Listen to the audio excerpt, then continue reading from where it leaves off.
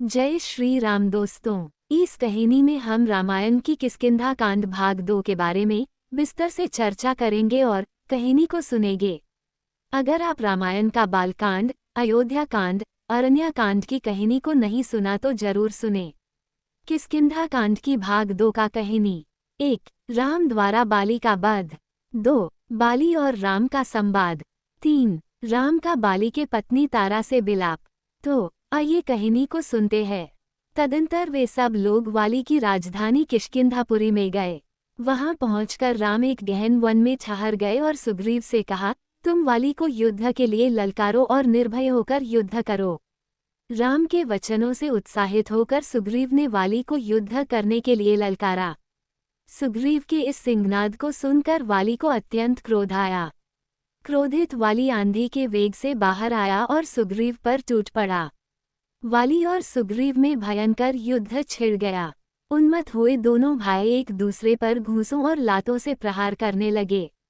श्री रामचंद्र जी ने वाली को मारने के लिए अपना धनुष संभाला, परंतु दोनों का आकार एवं आकृति एक समान होने के कारण वे सुग्रीव और वाली में भेद न कर सके। इसलिए उन्होंने बाण छोड़ना स्थगित कर दिया। वाली की मार न सह सकने के कारण सुग्रीव ऋषिमुख पर्वत की ओर भागा। राम, लक्ष्मण तथा अन्य वानरों के साथ सुग्रीव के पास पहुंचे। राम को सम्मुख पाकर उसने उलाहना देते हुए कहा, मुझे युद्ध के लिए भेजकर आप पिटने का तमाशा देखते रहे। बताइए आपने ऐसा क्यों किया?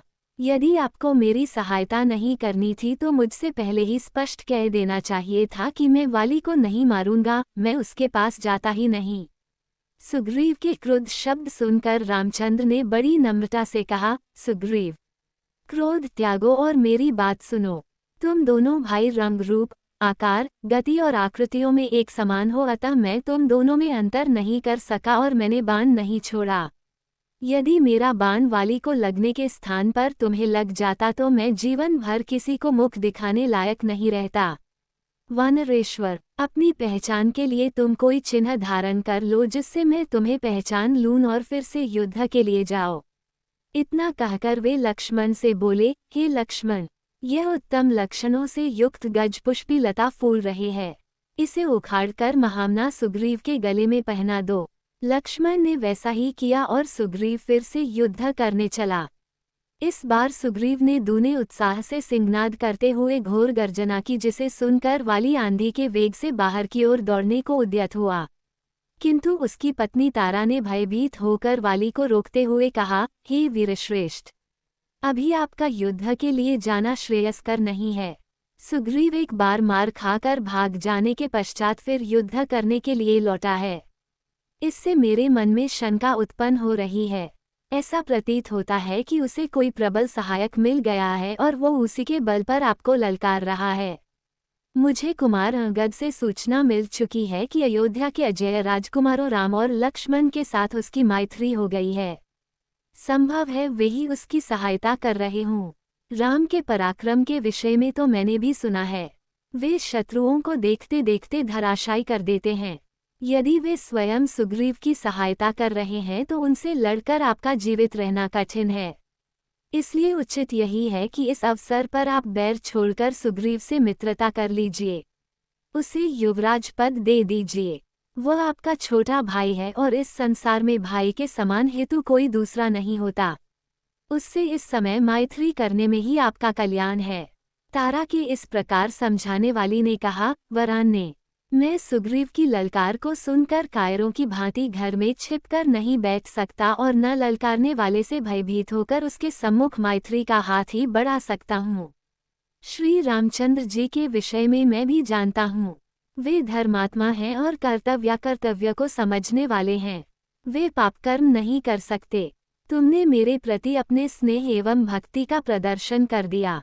अब मुझे मत रोको। मैं सुग्रीव का सामना अवश्य करूंगा और उसके घमंड को चूर चूर कर डालूंगा। युद्ध में मैं उससे विजय प्राप्त करूंगा मगर उसके प्राण नहीं लूंगा। ये कहकर वाली सुग्रीव के पास पहुंचकर उससे युद्ध करने लगा। दोनों एक दूसरे पर घूंसों और लातों से प्रहार करने लगे। जब राम ने देखा कि सुग्रीव की शक्ति क्षीण होते जा रही है तो उन्होंने एक विषधर सर्प की भांति बाण को धनुष पर चढ़ाकर वाली को लक्ष्य करके छोड़ दिया। टंकार ध्वनि के साथ वह बाण वाली के वक्ष में जाकर लगा, जिससे वह बेसुध होकर पृथ्वी पर गिर पड़ा। वाली को पृथ्वी पर गिरते देख राम और लक्ष्मण उसके पास जाकर खड़े हो गए।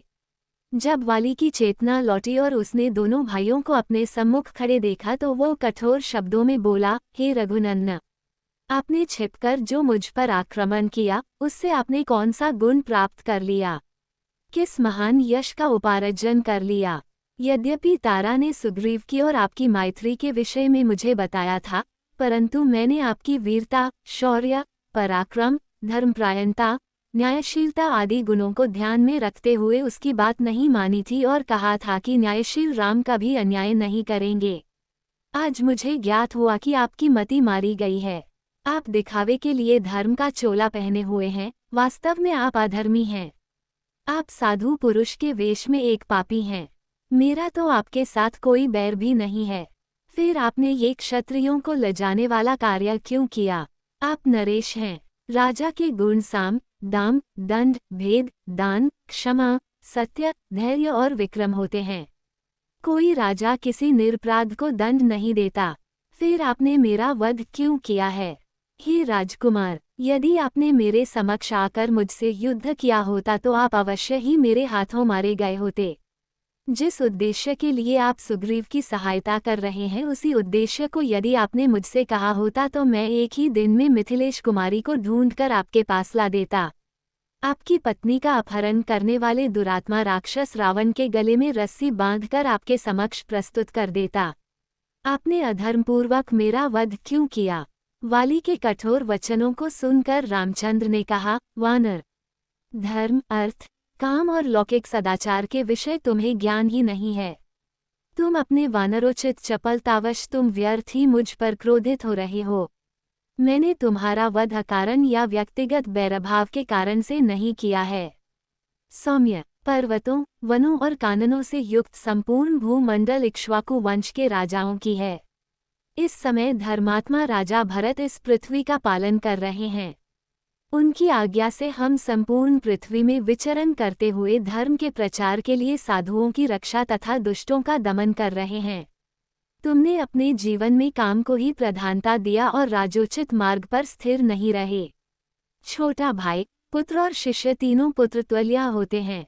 तुमने इस धर्माचरण को त्याग कर अपने छोटे भाई सुग्रीव की पत्नी रुमा का हरण किया, जो धर्मानुसार तुम्हारी पुत्रवधू हुई। उत्तम कुल में उत्पन्न क्षत्रिय और राजा का प्रतिनिधि होने के कारण तुम्हारे इस महापाप का दंड देना मेरा कर्तव्य था।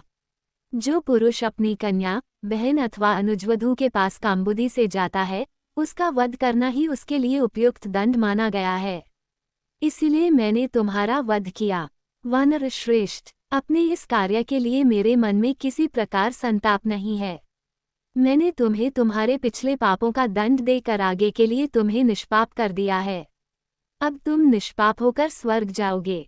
राम का तर्क सुन वाली ने हाथ जोड़कर कहा, हे राघव, आपका कथन सत्य है। मुझे अपनी मृत्यु पर दुख नहीं है। मेरा पुत्र अंगद मुझे अत्यंत प्रिय है और मुझे केवल उसी की चिंता है। वह अभी बालक है, उसकी बुद्धि अभी परिपक्व नहीं हुई है। उसे मैं आपकी शरण में सौंपता हूँ। आप इसे सुग्रीव की भांति ही अभय दें, यही आपसे मेरी प्रार्थना है। इतना कहकर वाली चुप हो गया और उसके प्राण पखेरु उड़ गए। जब तारा को वाली की मृत्यु का समाचार मिला तो वह अत्यंत उद्विग्न हो गई और रोती हुई उस स्थान पर आई जहां वाली का शव पड़ा था। तारा और अंगद वाली के शव से लिपटकर बिलख बिलख कर रोने लगे। उन दोनों को इस प्रकार रोते देख सुग्रीव को अत्यंत दुख हुआ। उसके नेत्रों से अश्रु बहने लगे। तारा वाली से लिपटकर विलाप कर रही थी, हे आर्यपुत्र, आप जैसे पराक्रमी वीर की राम ने छिपकर हत्या करके अत्यंत निंदनीय कर्म किया है। हे नाथ, आप मौन होकर क्यों पड़े हैं? आप अपने पुत्र अंगद को किसके सहारे छोड़ गए? देखिए वह किस प्रकार से बिलख बिलख कर रो रहा है। हे आर्यपुत्र, आज आप ऐसे निर्मोही कैसे हो गए? हे स्वामी, आप मुझे और अंगद को किसके भरोसे छोड़े जा रहे हैं? सुग्रीव, आज तुम्हारा मनोरथ सफल हो गया। अब आनंद से राज्य का सुख भोगो। आज मेरे पास पुत्र ऐश्वर्य सब कुछ होते हुए भी मैं विधवा के नाम से पुकारी जाकर संसार में तिरस्कृत जीवन व्यतीत करूंगी। पुत्र अंगद, अपने धर्मप्रेमी पिता का अंतिम दर्शन कर लो। यमलोक को जाते हुए अपने पिता का हाथ जोड़कर अभिवादन करो। देखो स्वामी, आपका पुत्र हाथ जोड़कर आपके सामने खड़ा है। उसे आशीर्वाद क्यों नहीं देते? आज आपने इस युद्धरूपी यज्ञ में मेरे बिना कैसे भाग लिया? बिना अर्धांगिनी के तो कोई यज्ञ पूरा नहीं होता। इस प्रकार तारा नाना प्रकार से विलाप करने लगी। वाली के वानर सरदारों ने बड़ी कठिनाई से उसे शव से अलग किया।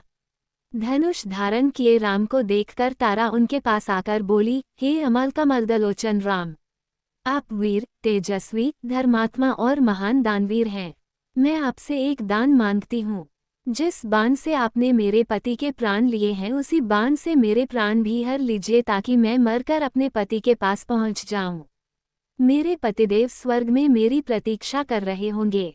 तारा के मर्मस्पर्शी शब्दों को सुनकर रामचंद्र बोले, तारा, तेरा इस प्रकार शोक और विलाप करना व्यर्थ है।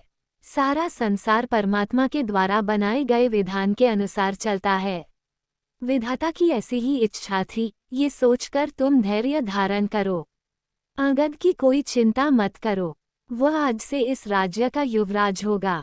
तुम्हारा पति वीर था, वह युद्ध करते हुए वीरगति को प्राप्त हुआ है, ये तुम्हारे लिए गौरव की बात है। शोक तजकर रोना बंद करो, रोने से दिवंगत आत्मा को कष्ट पहुंचता है। इस प्रकार राम ने तारा को अनेक प्रकार से धैर्य बंधाया। फिर वे सुग्रीव से बोले, हे वीर, तारा और अंगद को साथ ले जाकर अब तुम वाली के अंतिम संस्कार की तैयारी करो। अंगद, तुम इस संस्कार के लिए घृत, चंदन आदि ले आओ, और हे तारा, तुम भी शोक को त्याग कर वाली के लिए अर्थी की तैयारी कराओ। इस प्रकार रामचंद्र जी ने सब से कह सुनकर वाली के अंतिम संस्कार की तैयारी करवाई। वाली की शवयात्रा में बड़े बड़े योद्धा और किष्किंधा निवासी रोते कलपते शमशान घाट पहुँचे। स्त्रियों के करुणाजनक विलाप से संपूर्ण वातावरण शोकाकुल प्रतीत हो रही थी। नदी के तट पर जब चिता बनाकर वाली का शव उस पर रखा गया तो संपूर्ण वातावरण एक बार फिर करुण चीत्कार से गूंज उठा। तारा पुनः वाली के शव से लिपट गई। वह चिता पर ही उससे लिपटकर विलाप किए जा रही थी। बड़ी कठिनाई से उसे को वाली के शव से पृथक किया गया। अंत में अंगद ने चिता को अग्नि दी। जब वाली का शरीर पंचतत्व में विलीन हो गया तो श्री रामचंद्र जी ने लक्ष्मण, सुग्रीव, अंगद एवं अन्य प्रमुख वानरों के साथ मिलकर उसके लिए जलांजलि दी। दोस्तों, किष्किंधा कांड की भाग 2 समाप्त हो गया है। भाग 3 के लिए इंतजार करें। अगर आपका रामायण के कहानी अच्छा लगते हैं तो वीडियो को लाइक, कमेंट और चैनल को जरूर सब्सक्राइब करें। जय हिंद, जय सिया राम, भारत माता की जय।